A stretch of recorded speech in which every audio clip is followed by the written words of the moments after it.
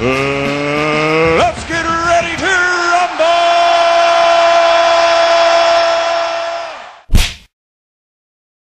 Why all the hyper-aggression, bad blood from Sergey Kovalev? He's not looking forward to the fight. It's as simple as that. He's not looking forward to the fight. Is Ward the most prettiest fighter to watch? No, but the effectiveness, and if,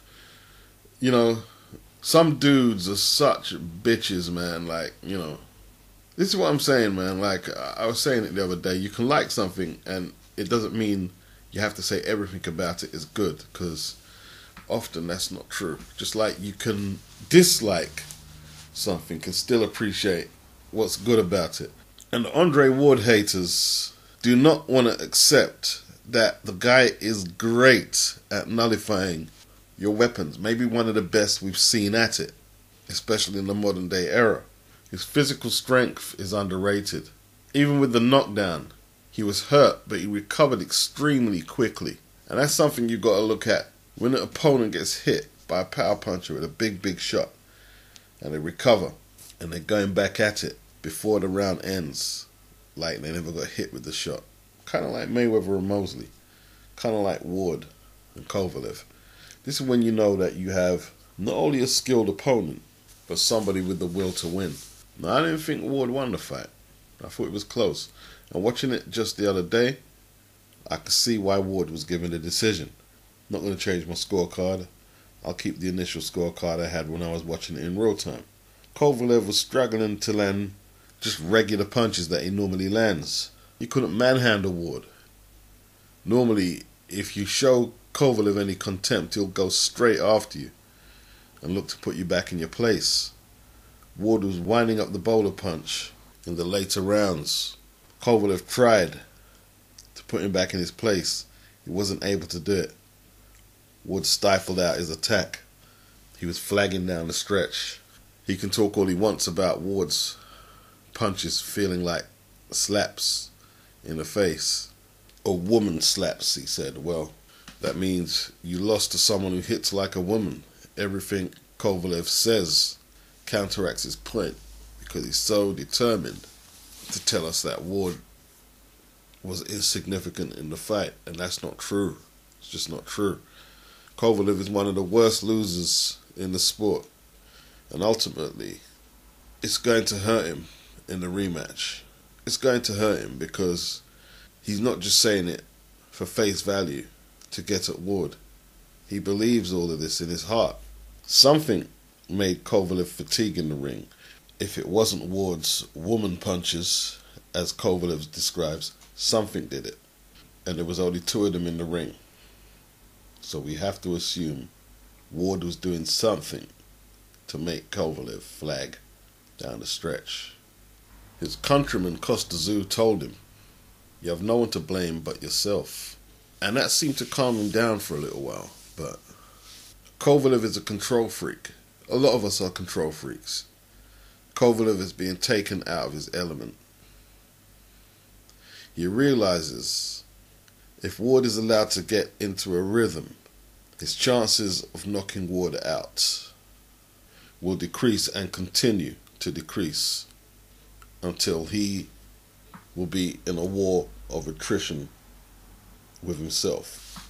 This is why Carl Froch also became a very bad loser. You look at all Carl Froch's fights. He lost to Kessler. He wasn't no bad loser when Kessler beat him. And Ward beat him way more conclusively than Kessler. He doesn't complain about the Kessler defeat. Even though he came back to defeat Kessler himself, he never complained. Never complained. But Ward, that fight psychologically did something to Carl Froch. I was watching that documentary on television, and they went through all of the highlights of Carl Froch's career from a kid. They spent maybe 5 seconds on the Ward fight, if that, about 5 seconds. And I have a feeling Froch didn't want this to be featured in the documentary when he was telling his story. Froch said that Ward is boring. He sits on your chest, he ties you up. He also acknowledged his skills though. He said his jab The hook and the right hand he shoots to the body are very fast and accurate punches. Froch went on to say that he thought he could outstrength Ward because he's not a big puncher. And that's what really done Froch in. The fact he couldn't outstrength his man. He didn't like that. Kovalev didn't like that. In the early rounds, Kovalev threw that feint. He then stepped out of the range of Ward's jab to his right, threw the right hand over the top, caught Ward with his left hand low, floored him. It was good boxing. In his previous fights, once he found a range like that, he pretty much knew he had the fight in the bag. This time around, no. Had to do way more work to inconvenience Andre Ward. He needed way more work. And he knows this. He's not going to knock Ward out with one punch. There lies his problem. I believe Kovalev does drink, like Virgil Hunter says. I just believe, I have a hunch that he does. I have a feeling that his power has given him a false sense of security. The rematch is coming basically on the back of the first fight. He doesn't have enough time to adjust. He's out of sorts with John David Jackson. That's obvious. He's not looking forward to this fight one bit. I'm not saying he's afraid of the fight. I'm not saying that. I'm saying he's not looking forward to it. 2 losses on the bounce to Ward. God knows how he's going to cope with that temperament of his. It could be the beginning of the end. Ward said that a fight starts before the first bell rings, and he's correct. And he started to exercise his campaign of warfare on Kovalev from early. When they first met, he didn't shake his hand. He said, no, I'm not shaking his hand. Everyone talks about this guy like he's the boogeyman selling fear and all this. No, I'm not shaking his hand. And he set out his stall from there. I'm not here to be a good boy for Kovalev. I'm not here to be Sergey's friend. I'm here to win. I don't want to be another knockout victim. Andre Ward takes this extremely serious, this sport. And so he should. In all truth, he probably doesn't want to face Kovalev again himself. Because it takes a lot of concentration and mental energy to fight these big punchers like Kovalev. It takes a lot of concentration. One false move and that's it. That's it. But he hides it a lot better than Kovalev does. You can accuse Kovalev of lots of things. Being a racist, a bully. But he's not fake. I don't think he knows how to be fake. He wears how he's feeling on his sleeve. And that's who he is. He's invested a lot of his self into his crusher persona. He couldn't totally crush Isaac Chilimbro, took him the distance, had him hurt in the last round, and he couldn't dominate Ward either. Lost the controversial points decision. He's not looking forward to going the distance again. It's not like when he fought Bernard Hopkins and went the distance. He won every round. He was in control. Every fighter has flaws. We know this. It takes a little longer for us to find out the flaws in other fighters. They hide it better over a longer period. But he realizes Andre Ward's style, call it the African American style or American style or whatever, slick black fighter or just slick fighter, whatever you choose, is not conducive for someone who is so invested in that crusher persona and his big puncher persona. That style is designed to take away your power. For a puncher, it's a bit of a daunting prospect. But how else does he get his belts back? Danny Jacobs has nothing in terms of trinkets for Triple G, so he doesn't have to go back there. Kovalev does. And in his own mind, it's embarrassing when he can't spill you all over the canvas and sneer at you. We'll see how this one plays out. It's a very tense affair. Kovalev has made it tense. Kovalev is a bit like Donald Trump. Trump, early in his reign as president, has thrown some big shots at a few countries already. And there's no turning back now for the rest of his campaign. There can be no backtracking or it's going to make America look weak. But he set his stall out. There's no backtracking for Kovalev. He has to go in there and be the crusher. There can't be no safety first boxing. Not because he has anything to prove to the crowd, but he has predetermined it in his own brain that I have to go out there and kill this guy. He's isolated his coach, John David Jackson. He'll probably be around soon, but to me it looks like Kovalev is isolated from the team. And I think Trump is going to isolate himself from a lot of his allies, or America's allies.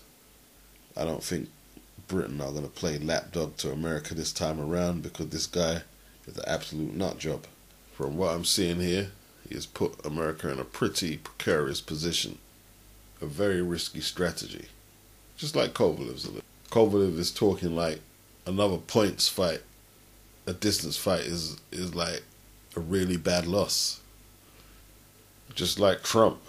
If he discovers that trying to blow everything up doesn't work and just ends up destabilizing everything around him, what does he do then? Apparently Kovalev is saying that Pascal was a harder fight for Ward, and Ward was just like, well, how do I answer that? You know, like, it's just been relentless from Kovalev. Just relentless, totally relentless. He wants Ward to come out and say that he lost.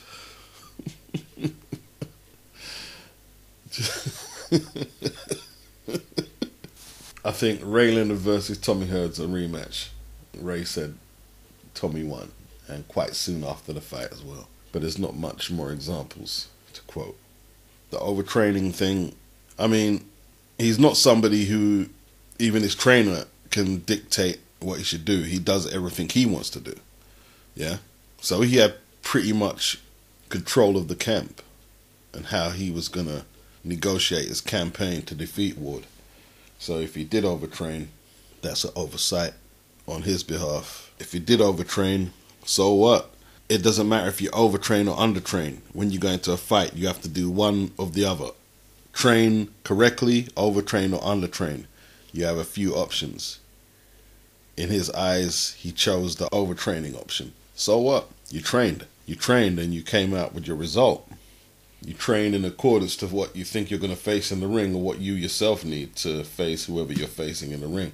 That's all it is, you know. There's no overtraining, undertraining, or training correctly. You just train. You train according to what you think you need to do. He says he's going to train less this time.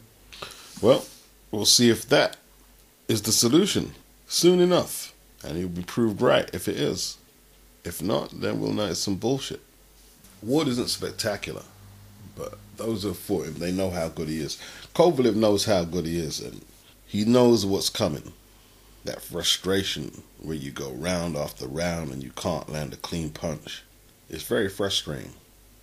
And that's what happened when I re-watched the fight. You know, they've got that copy on YouTube from inside the arena. He was struggling to land clean punches. It's not so much the physical threat in terms of Ward being a concussive puncher he's fearing. No, not at all.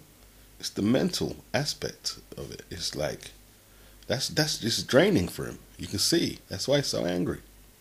In his mind, this guy can't punch.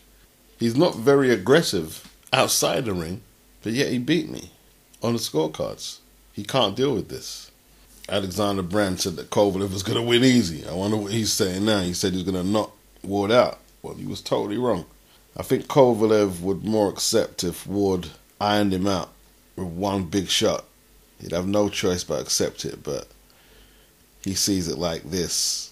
Ward is a non-puncher. He's not overtly aggressive verbally or outside the ring with his body language. And he beat me. And he's struggling to deal with that.